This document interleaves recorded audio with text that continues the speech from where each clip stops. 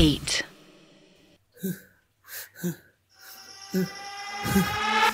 कनिष्क की सांसें जैसे रुक ही गई हों।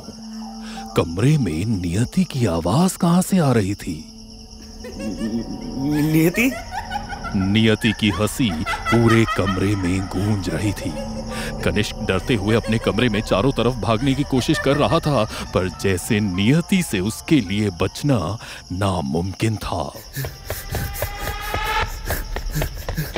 कहाँ भाग रहे हो कनिष्क?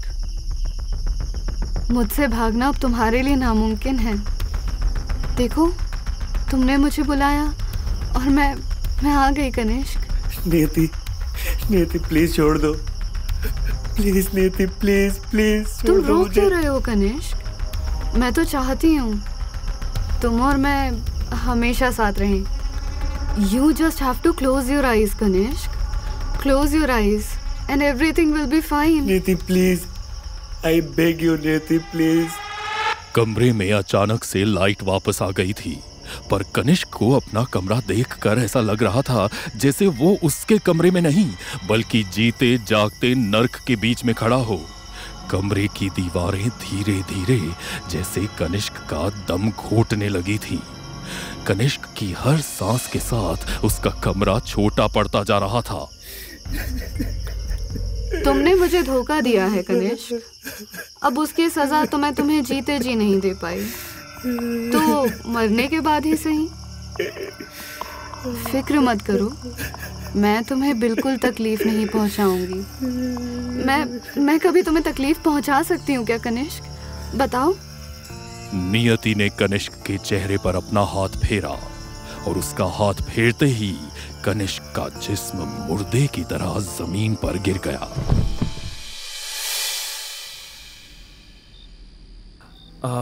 तुमको लगता है इससे काम बन जाएगा?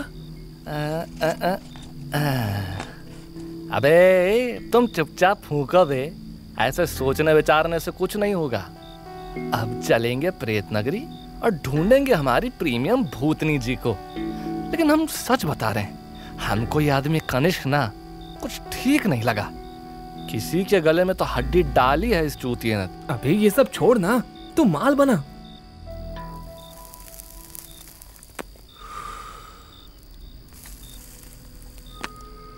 प्रसाद और ध्रुव नशे में कब आंखें बंद किए सो गए, उन्हें पता भी नहीं चला।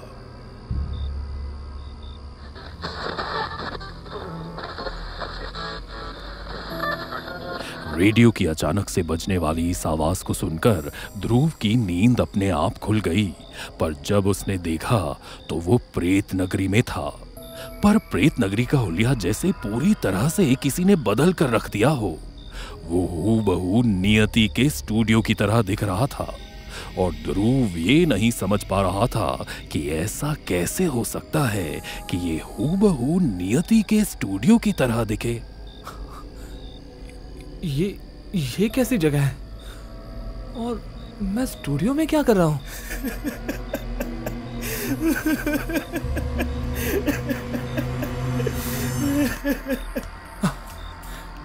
ये आवाज, ये तो दूसरे रूम से आ रही है। स्टूडियो के दूसरे कमरे की तरफ एक लाल रंग का कमरा था। ध्रुव उस कमरे के अंदर गया तो देखा एक कोने में कनिष्क बैठा है।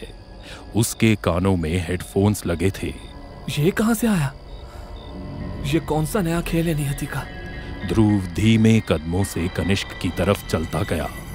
कनिष्क बहुत बुरी तरह से रो रहा था। कनिष्क के पास पहुंचकर ध्रुव ने कहा, कनिष्क, कनिष्क, कनिष्क उठो, मैं हूं ध्रुव। इसको हुआ क्या है? ध्रुव ने कनिष्क के हेडफोन्स की तरफ देखा। ध्रुव ने कनिष्क के कानों की तरफ जैसे देखा वो हैरान रह गया। कनिष्क के कानों से लगातार कुछ काली सी चीज बह बह कर गिर रही थी। ध्रुव ने जैसे ही हेडफोन्स हटाने की कोशिश की, अचानक से कनिष्क ने उसके हाथ रोक लिए। कनिष्क ने अपनी गर्दन ध्रुव की तरफ मोड़ी और एक अजीब सी आवाज में बोला, जाओ यहां से, वो तुम्हें नहीं छोड़ेगी, जाओ यहां से। कनिष्क के कानों में लगे हेडफोन से ध्रुव को एक आवाज सुनाई दी। Start the show Kanishk, start the show, start the show Kanishk, start the show. Kanishk, हटाओ इन हेडफोन्स को। वो अपने हेडफोन्स नहीं हटा सकता। क्या किया है तुमने इसके साथ? बस उसे सजा दे रही हूँ। तुम प्रेत नगरी में किसी इंसान को सजा नहीं दे सकती। कौन हो तुम? प्रेत नगरी के गुनाहों के देवता? फिक्र मत करो, वैसे भी प्रेत नगरी में प्रेतों को ही सजा मिलती है, और कनिष्क का कर्म तो खुद उसकी नियति है। बड़े ही ड्रामेटिक भूतनी हो यार आप। माना इसने आपके साथ गलत किया, पर आपको मुक्ति तो तभी ही मिलेगी ना जब आप खुद को और कनिष्क को माफ करेंगी। माफी?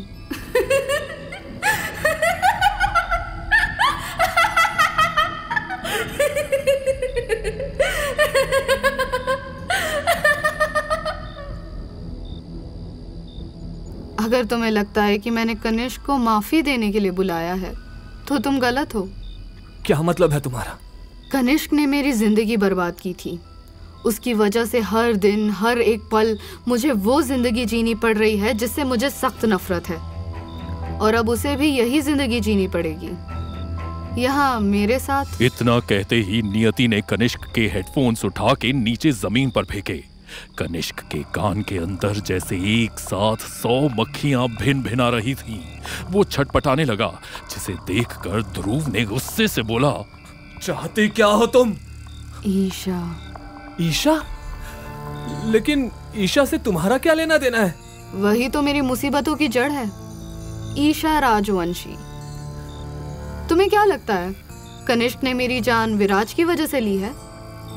She is the reason I lost everything, और मैं उसे नहीं छोड़ूंगी। हसीना की कमजोरी है ना वो, अब हसीना के ही हाथों मौत होगी उसकी। मैं तुम्हें किसी और की जान नहीं लेने दूंगा। Game is on, Dhruv.